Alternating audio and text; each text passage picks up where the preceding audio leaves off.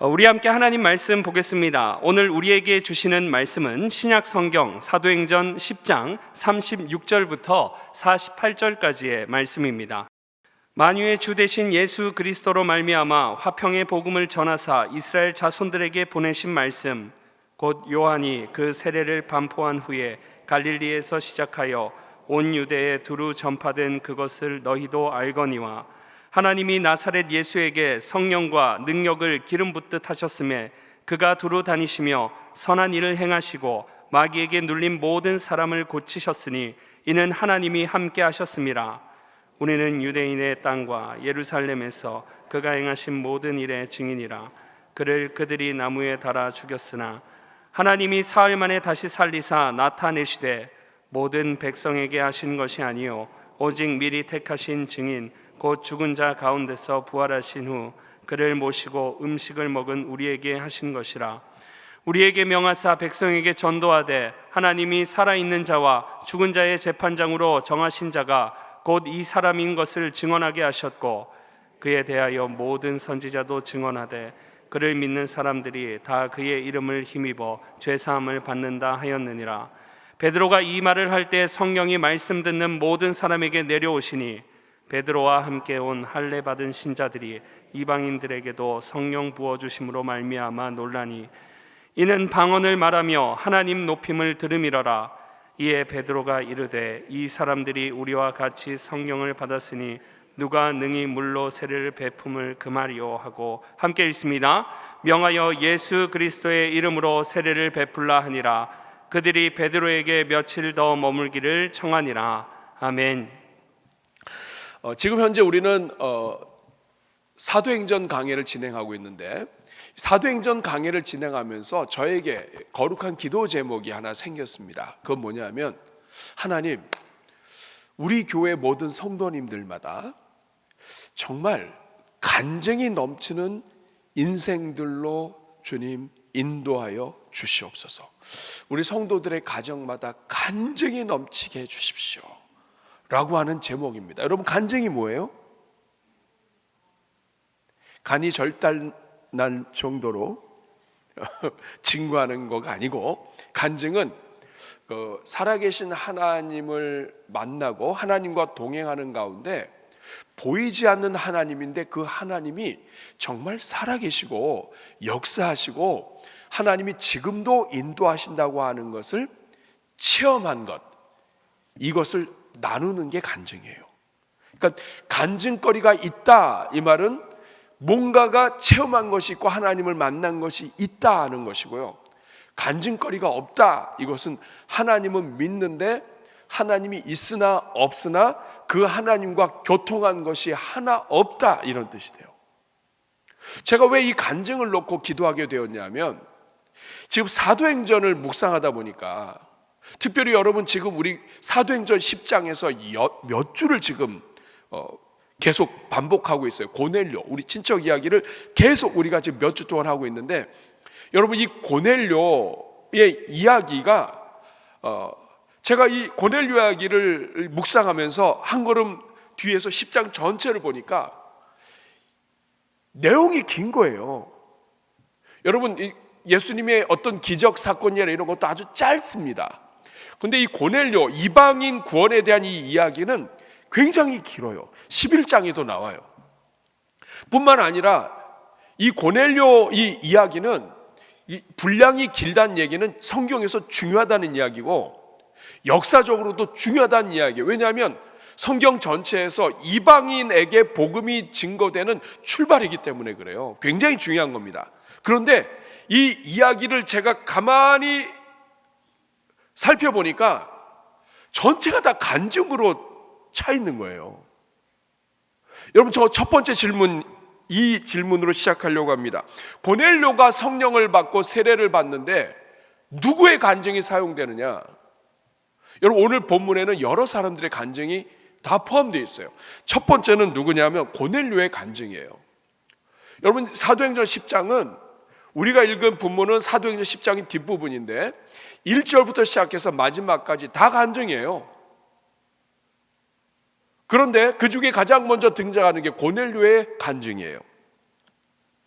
고넬료 10장 3절부터 8절까지 먼저 간증이 나오지만 이것을 고넬료 입으로 반복하는 게 30절이에요.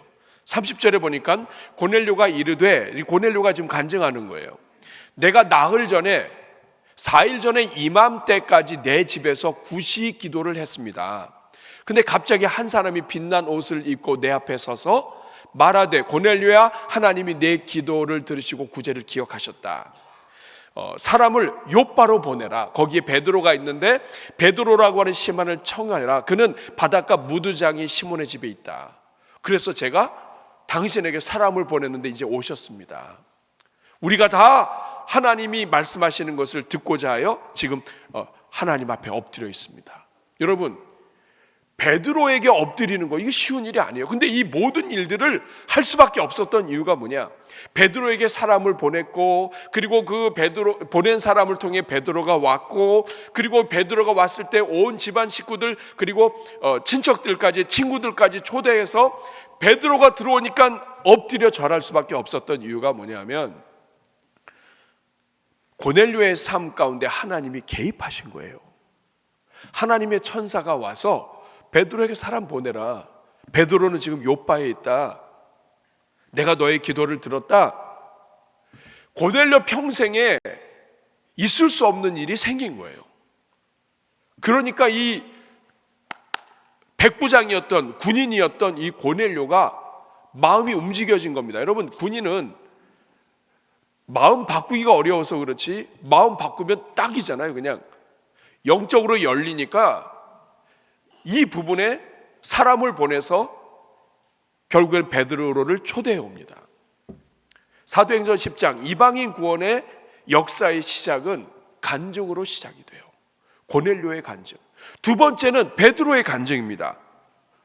오늘 읽은 본문의 가장 앞부분이죠. 사도행전 10장 9절 말씀을 보면 베드로도 마찬가지예요.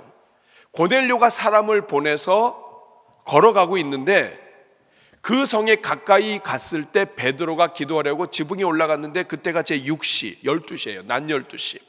그가 시장에서 먹고자 하여 사람들이 준비하는 중에 황홀한 중에, 이 말은 뭐냐면 하나님의 환상이 임한 거예요. 11절에 하늘이 열리며 한 그릇이 내려왔는데 보자기 갖고 네 귀를 메어서 들여왔는데 그 안에 뭐가 들어있냐 하면 땅에 있는 각종 네 발 가진 짐승 기는 것, 공중에 나는 것들이 있어요. 지금 우리가 몇 주 동안 살펴본 내용들을 지금 정리하고 있는 거예요.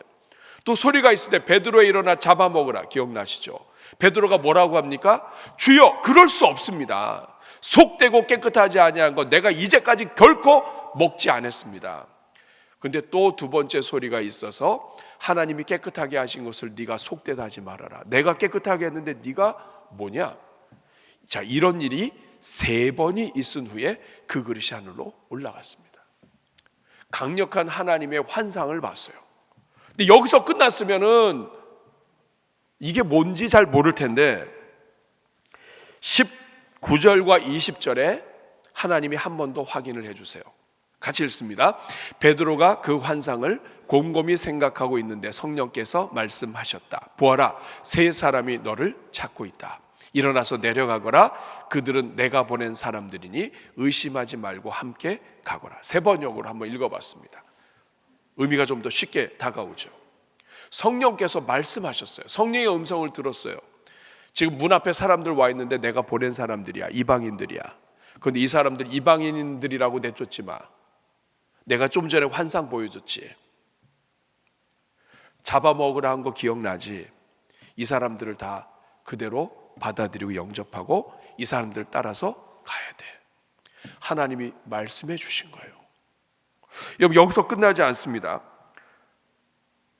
이 사건이 일어나니까 베드로가 이 사람들을 영접했고요. 그리고 이 사람들을 따라가요. 그리고 오늘 우리가 읽은 이 본문 36절부터는 베드로가 고넬료의 집에 가서 설교한 내용이에요. 설교한 내용도 한번 보세요. 36절 보십시오. 만유의 주 되신 예수 그리스도로 말미암아 화평의 복음을 전하사 이스라엘 자손에게 보내신 말씀, 곧 요한이 그 세례를 반포한 후에 갈릴리에서 시작하여 온 유대에 두루 전파된 그것을 너희도 알거니와. 이것은 이제까지 있었던 예수님이 오셔서 세례 요한이 오고 한 이 모든 일들을 지금 정리해 준 거예요. 그리고 38절에 하나님이 나사렛 예수에게 성령과 능력을 기름 붓듯 하셨으며, 이거는 베드로가 직접 경험한 내용을 가지고 표현한 거예요. 하나님이 나사렛 예수 그리스도 위에 성령과 능력을 기름 붓듯이 하셨다. 엄청난 능력이 예수님에게 나타났다. 그리고 예수님이 두루 다니시면서 선한 일을 행하시고 마귀에게 눌린 모든 사람을 고치셨다. 하나님이 함께 하셨기 때문이다.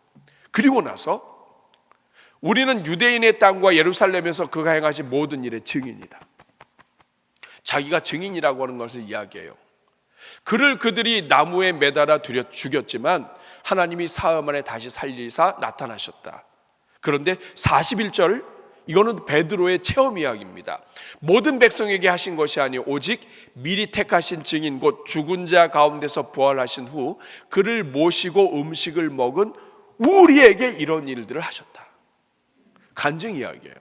그리고 나서 42절에 우리에게 명하사 백성에게 전도하되 하나님이 살아있는 자와 죽은 자의 재판장으로 정하신 자가 곧 이 사람인 것을 증언하게 하셨고, 그러니까 구약 성경을 통해서 말씀하셨던 그분 메시아가 바로 예수님인 것을 증언하게 하셨고, 43절에 그에 대하여 모든 선지자도 증언하되 그를 믿는 사람들이 다 그의 이름을 힘입어 죄 사함을 받는다 하였느니라. 그러니까 여러분, 지금 베드로의 설교는 구약 성경에 대한 정리와 자신이 만난 예수님에 대한 정리와 그리고 예수님을 만나서 경험했던 모든 예수님의 부활에 증인된 간증과 이 모든 것들이 다 섞여 있는 설교를 한 거예요. 그러니까 사도행전 10장은 고넬료의 간증으로 시작하고 그리고 베드로의 간증으로 꽉 차고, 그리고 여기서 끝나지 않습니다. 세 번째는 함께한 자들의 간증이 이 안에 곳곳에 들어가 있어요. 23절에 보니까 베드로가 불러 유숙하게 했습니다. 이튿날 일어나 그들과 함께 갈새 욥바에서 온 어떤 형제들도 함께 갑니다. 그러니까 지금 고넬료가 세 사람을 보냈어요. 그래서 고넬료가 베드로를 만났는데 세 사람이 집에 들어가서 베드로와 하룻밤을 잡니다.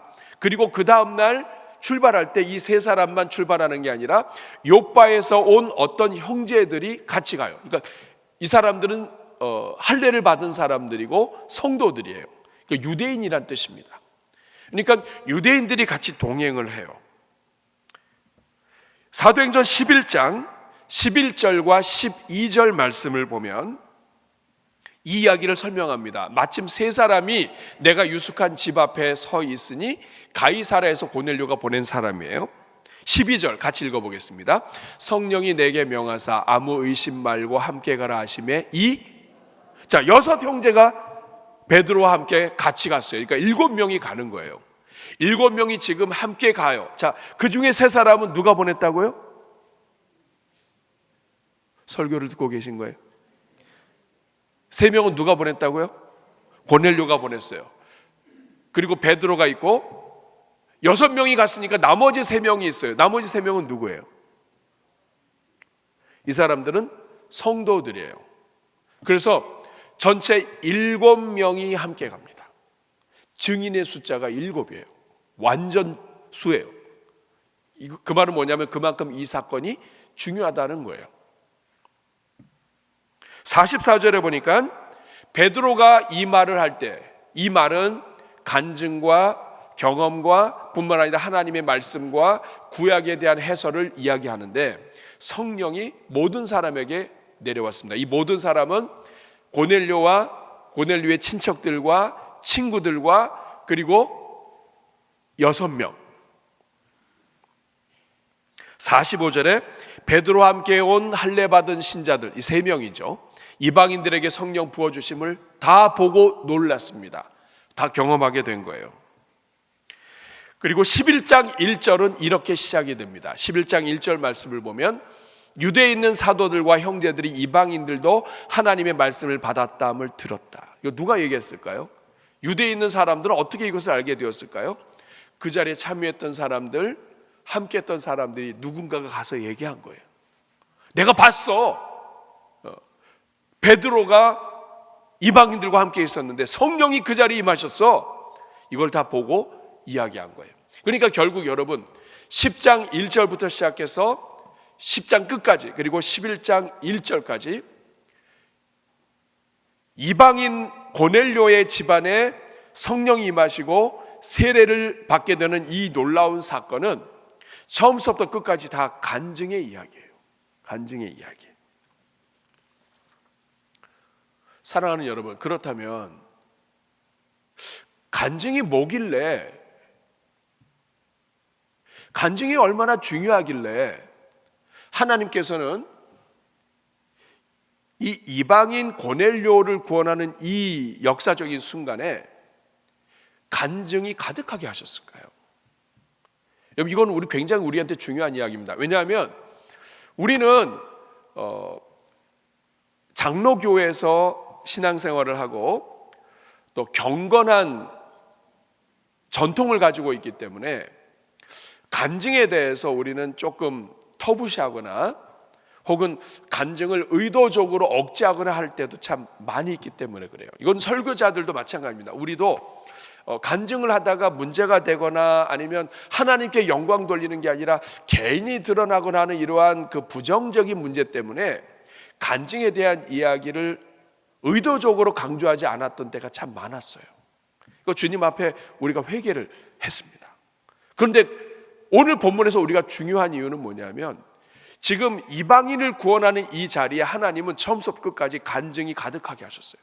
제가 이 말씀을 보면서 이 복음서 전체를 보니까, 복음서는 마태, 마가, 누가, 요한복음 모든 복음서는 예수님을 보고 경험한 사람들의 이야기예요.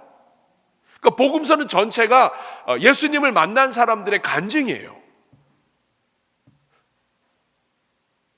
그러니까 우리가 신학적으로나 머리로나 간증은 이런 게 문제가 있어 라고 우리가 조금 멀리 했었는데, 실제로 보면 성경 전체가 하나님을 만난 사람들의 이야기예요.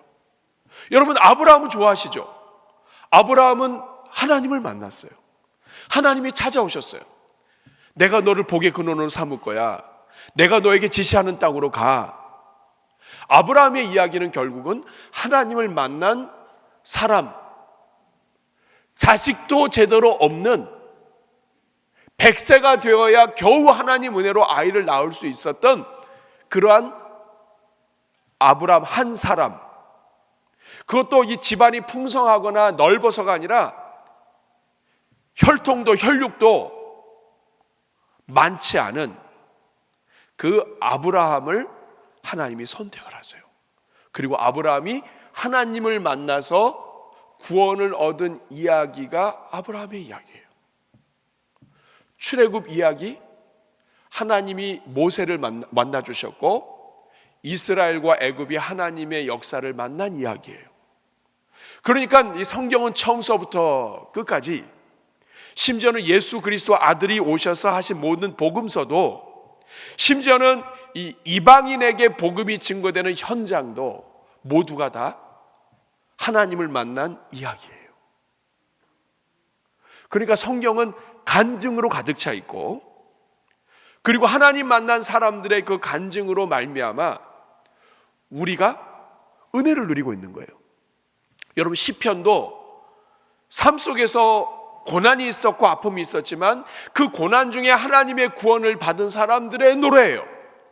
여호와는 나의 목자시니 내가 부족함이 없으리로다. 여호와는 나의 뿌리시오 나의 방패시오. 하나님이 나를 건지셨도다.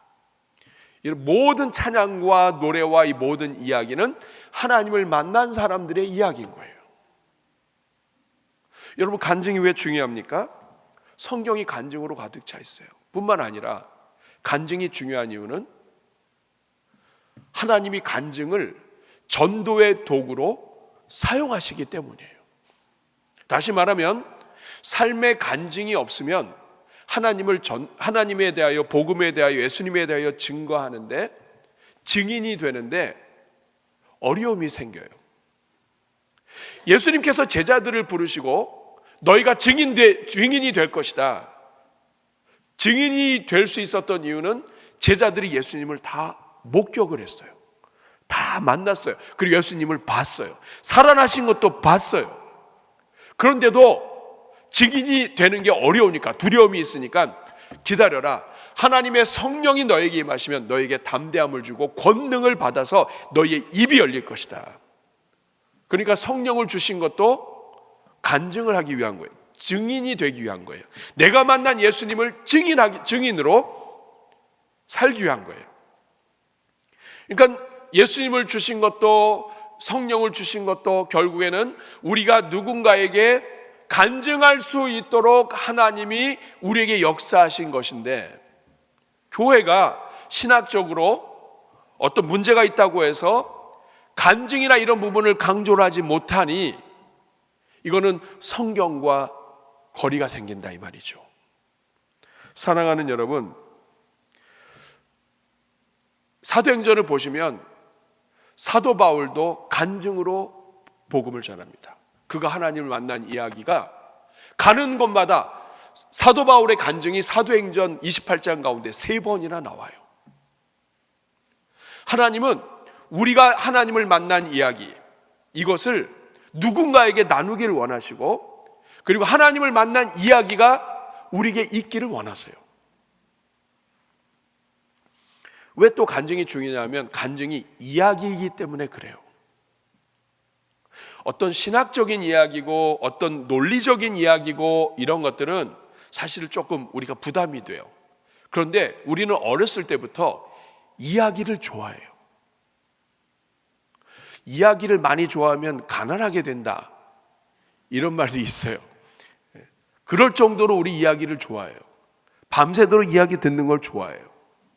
누군가가 자기의 살아온 이야기, 경험한 이야기, 군대 이야기, 어렸을 때 고생한 이야기, 서로 이렇게 이야기에 꽃을 피우게 되면 이야기는 그냥 다 들려요. 저도 어렸을 때 우리 할머님이 저한테 해주신 이야기 그냥 이렇게 있다 보면은 그냥 다 들려요. 잠잘 때 어머니하고 할머니가 둘이 앉으셔가지고 막 이런 거 저런, 너 글쎄 너 누구 아니? 뭐 이러면서 이제 얘기를 하고 그러면은 그거는 뭐 이렇게 막 분석이 필요 없어요. 그냥 이야기는 들으면 돼요. 밥 먹은 이야기, 고생한 이야기, 나무 껍질 먹은 이야기, 여러분 이런 이야기들 다 우리 이야기거리가 있잖아요. 근데 하나님은 이 이야기를 복음 전도의 방법으로 쓰신 거예요. 사람들이 이야기를 좋아하니까. 예수님을 만난 이야기, 내가 그때 이렇게 걸어가고 있었는데 하나님이 나한테 음성을 주셔가지고 내가 주님을 만났는데 뭐 이렇게 이야기를 하다 보면 자연스럽게 하나님에 대해서 알게 되는 거죠. 여러분, 약을, 정말 좋은 약을 경험하게 되면 이 약을 먹고 막 사람들한테 막 이야기해요. 내가 이거 먹어봤는데 이거 먹으니까 그냥 감기 그냥 나가, 막 이렇게 얘기하면 확신도 막 있고요. 마찬가지예요. 내가 하나님을 만난 이야기, 하나님이 내 속에서 역사하신 이야기, 나는 죄인이었는데 나 같은 죄인을 하나님이 포기하지 않으신 이야기, 이런 이야기들을 하나님은 주시고 이 이야기를 통해서 복음이 전파되게 하신 거예요. 난 하나님이 없다고 생각했는데 하나님이 나에게 찾아오셨어. 이런 이야기. 더 중요한 이야기는 오늘 44절 말씀이에요. 베드로가 이 말을 할 때 성령이 말씀 듣는 모든 사람에게 내려오셨다. 이 말씀은 간증이 포함된 이야기인데 이 말씀을 할 때 성령이 오시는 거예요. 우리가 무엇인가 하나님을 만난 이야기를 할 때 그것이 진실한 이야기라면 하나님은 그 이야기 속에 성령을 역사하시고 부어주시는 거예요. 그러므로 여러분, 우리는 오늘 이 말씀을 통해서 사도행전을 묵상 계속 하겠지만 오늘 말씀을 통해서 하나님이 우리에게 하시는 이 말씀이 무엇인지를 들어야 돼요. 오늘 본문을 통해서 하나님이 우리에게 주시는 말씀이 무엇입니까?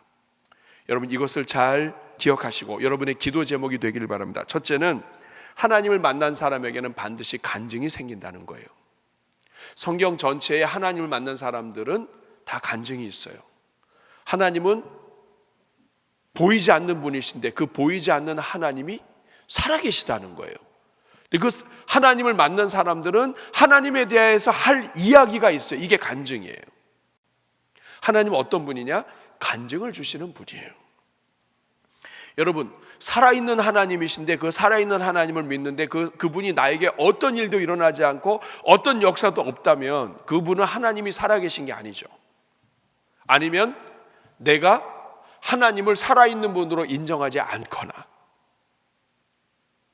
그러나 정상적이라면 하나님이 살아계시다면 그 하나님을 믿는 과정 속에서 하나님과 교통하는 일이 생겨요. 나 같은 죄인에게 다가오신 것, 내가 도저히 용서할 수 없었는데 나에게 용서할 마음을 주신 것, 내가 기도했는데 하나님이 응답하신 것, 내가 부족함에도 불구하고 하나님이 나를 용서하여 주신 것, 나를 구원해 주신 것, 이런 무엇인가가 있기 마련이에요. 신앙생활을 오래 했는데 간증이 없다. 이것은 하나님 앞에 간구하셔야 돼요. 두 번째, 하나님은 나에게 주신 나의 간증을 통해 복음을 전하기 원하신다는 거예요. 제자들이 예수님을 만난 것을 예수님은 그 제자들이 만난 예수님에 대하여 전도하게 하셨고 그것을 통해서 구원으로 인도하십니다. 사도 바울을 만나주신 하나님은 사도 바울의 간증을 통해서 사람들에게 복음이 전파되게 하시고 구원의 역사를 이루어 주십니다. 베드로를 만나주신 하나님, 베드로의 간증은 쓴 간증도 있죠. 예수님을 부인했던 간증. 그러나 예수님을 3번이나 부인했는데도 불구하고 그 예수님이 자기를 용납해 주시고 먹을 것을 주시고 사명을 주신 것, 굉장히 큰 간증이죠. 여러분, 신앙이 좋은 부모님을 두신 분은 그 부모님에 대해서 할 말이 많을 거예요. 교회를 오랫동안 섬기셨던 분들은 교회에 대해서 할 말이 많을 거예요. 그런데 정작 부모님에 대해서, 교회에 대해서는 할 말이 많은데 하나님에 대해서 할 말이 없다면 하나님께 간구하셔야 돼요. 왜냐하면 하나님에 대하여 할 말이 없고 하나님에 대하여 간증거리가 없으면 여러분은 전도하는 데 큰 어려움이 있을 것이기 때문에 그렇습니다. 사람들은 성경을 통해서도 하나님을 만나지만 하나님을 만난 사람들을 통해서 하나님을 만나게 되는 경우가 많습니다. 하나님은 전도에 미련한 것을 쓰셨다 얘기합니다. 전도를 통해서 하나님은 구원의 역사를 이루십니다. 이 말은 뭐냐면 오늘 우리가 하나님을 만나는 이 사건, 내 삶 속에 하나님을 만난 경험과 간증이 없으면 우리의 신앙생활에는 전도에도 어려움이 생길 뿐만 아니라 역사하시는 하나님과의 교제와 하나님에 대한 이야기가 없기 때문에 자녀들에게나 누구에게나 하나님에 대한 이야기를 하는 것이 아니라, 내가 만난 하나님을 얘기해 주는 게 아니라 남이 만난 하나님을 얘기할 수밖에 없고, 그리고 자녀들한테 하나님에 대한 이야기가 아니라 내 생각을 이야기할 때가 많을 수 있다는 거예요. 그러므로 간증이 없다는 것은 단순히 전도하느냐 못하느냐의 문제가 아니라 내가 하나님의 이야기를 더 많이 할 수 있는 기회도 점점 없어지는 거예요.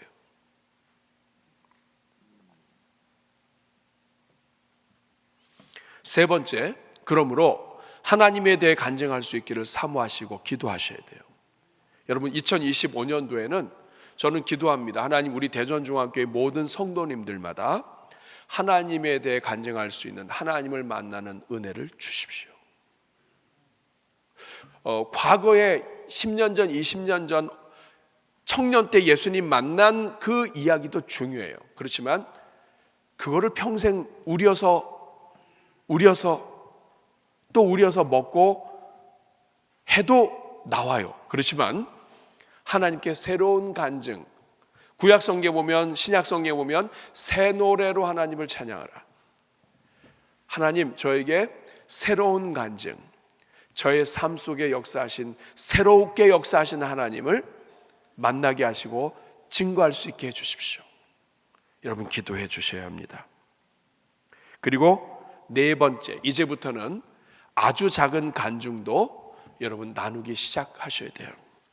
여러분에게 주신 모든 간증은 하나님이 나누게 하기 위해서 주신 거예요. 근데 그 간증을 나누지 않는다면 그 간증을 주신 목적을 상실하게 돼요. 여러분이 기도하면서 얻은 간증, 고통 속에서 얻은 간증, 고통 속에서 하나님의 은혜를 깨달은 간증, 이런 것들은 여러분이 나누셔야 돼요. 그리고 나누기 위해서는 구하셔야 돼요. 성령을 의지하며 하나님 정말 간증 있는 삶을 살게 해주십시오. 내가 오랫동안 예수님 믿었지만 제가 이렇다 할 간증거리가 없습니다. 주님, 제가 정말 주님 만난 것을 증거할 수 있도록 저에게도 간증을 주십시오. 여러분, 간증은 하나님을 믿는 사람만이 할 수 있는 거예요. 하나님을 향한 여러분의 영적인 순례가 간증이에요. 나를 통과하신 하나님, 하나님은 나의 가슴을 통과한 그 하나님의 역사를 나누기를 원하세요. 여러분, 이것을 함께 구함으로써 우리가 은혜를 누리는 교회로 우뚝 섰으면 좋겠어요. 지난주에 한 분을 만났습니다. 굉장히 어려운 과정을 통과하신 분인데 이분의 간증을 들으면서 제가 가슴이 찡하고 하나님이 은혜를 주셨구나 하는 것을 고백하게 됐어요. 그것이 뭐냐면 사랑하는 사람을 잃었어요. 근데 그 사랑하는 사람을 잃은 것 때문에 너무나 고통스럽고 너무나 힘들고 어려운 시간을 보냈는데 성경을 묵상하다가 요나서를 보게 된 거예요. 요나서를 보았는데 요나 이야기를 생각하게 됐는데 요나가 자기 뜻대로 안 됐어요. 니느웨 백성들은 원수인데 이 원수가 망해야 되는데 하나님이 이 니느웨 이 원수 나라에 이스라엘을 넘어뜨리고 무너뜨린 이 원수 나라에 가서 복음을 전하라는 거예요. 회개하라고 하는 거예요. 3일 동안이나 가서 해야 되는데 안 하고 하루만 딱 하고 언덕에 올라가 가지고 이 나라가 망하나 안 망하나 보고 있는 거예요. 근데 그때 하나님이 요나가 앉은 자리에 박넝쿨을 주십니다. 박넝쿨이 휙 올라와요. 그 팔레스틴 지역에 그 아주 뜨거운 이 햇볕에 머리가 막 따가운데 박넝쿨이 올라오더니 이 햇빛을 가려주는 거예요. 얼마나 시원해요. 그래가지고 그것 때문에 막 너무 기뻐하며 좋아하면서 막 이러고 있었는데 하나님이 벌레를 보내셔가지고 박넝쿨을 다 갉아먹어요. 그러니까 박넝쿨이 죽어버렸어요. 그러니까 이 요나가 원망을 하는 거예요. 하나님 이럴 수가 있습니까 이거? 안 그래도 마음에 안 드시는데 니느웨는 다 살리고 아니 박넝쿨은 남겨야 되는 거 아니에요? 이거 없으면 저 어떡해요? 근데 그때 하나님이 뭐라고 말씀하십니까? 잠깐 있다가 없어지는 이 박넝쿨도 네가 이렇게 아끼는데 하나님이 이 수많은 영혼들을 어떻게 아끼지 않겠느냐. 근데 이 말씀을 묵상하면서 이분이 박넝쿨 주신 분도 하나님이시고 그 하나님이 주셔서 잠깐이지만 그래도 그 박넝쿨과 함께 사랑하며 이렇게 햇빛을 가리며 있었는데 그 주신 분도 하나님이시고 그렇게 감사하고 잠깐이라도 그 주신 것 때문에 누릴 수 있었는데 그 박넝쿨 없어졌다고 원망하고 하는 이것이 하나님 안에서 죄송했다. 사랑하는 여러분, 말씀을 묵상하면서 기도하면서 삶 속에서 하나님을 구하면서 때로는 원망도 있고 때로는 어려움도 있지만 하나님을 만나게 되면 여러분 그 어떤 어려움도 아픔도 간증이 됩니다. 그리고 그것을 다른 사람에게 이야기할 때 그 이야기를 통해 다른 사람들이 위로를 받는 거예요. 여러분, 이러한 간증의 은혜가 여러분 위에 가득하기를 바랍니다. 금년 한 해는 간증이 넘치는 한 해. 한번 따라하겠습니다. 주여, 내 평생에 간증을 주옵소서. 기도하겠습니다. 이것이 나의 간증이요, 이것이 나의 간증이요. 하나님 아버지, 예수를 구주 삼은 것 때문에 이것이 나의 간증이요, 이것이 나의 찬송일세. 찬송가처럼 우리 모든 성도들의 삶에 간증이 넘치게 하옵소서. 예수님의 이름으로 기도하옵나이다.